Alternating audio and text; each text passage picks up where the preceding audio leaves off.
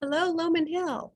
I wanted to tell you how excited I was to share with you powerful writing in the last few weeks on our Zoom training. And I hope that you are excited and that you have been thinking about how to use that in your classroom. I've been so excited to come in and teach lessons all the way from kindergarten to fifth grade and see how powerful writing can work in all grades.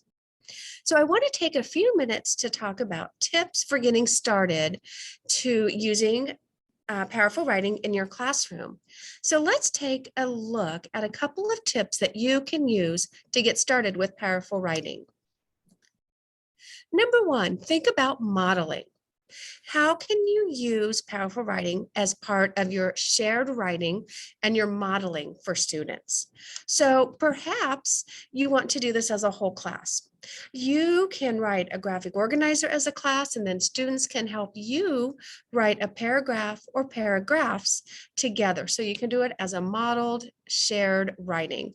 I did that in kindergarten and it worked really well. They were able to help me write the sentences, and we had a great paragraph about what they like to do at recess.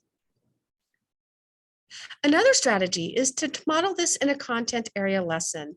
For example, in third grade, when you're learning about urban, suburban, and rural communities, write a paragraph together about an urban community. What are the characteristics and traits? Or in science, what are the parts of a plant, for example? So modeling and writing together in content area reading is a great way to get started with powerful writing. Another strategy that you can use getting started is just to get students comfortable with the format. Perhaps you have them practicing how to create the graphic organizer.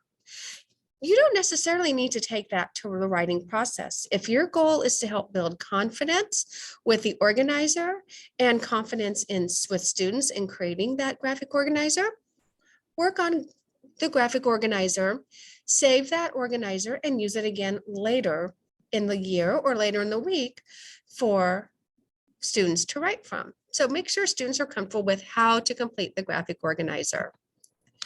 Also, do you have students that struggle with writing? We know we still need all students to practice writing, but what can we do? We can use a scribe as a scaffold. So this scribe could be you, it could be a para, it could even be another student.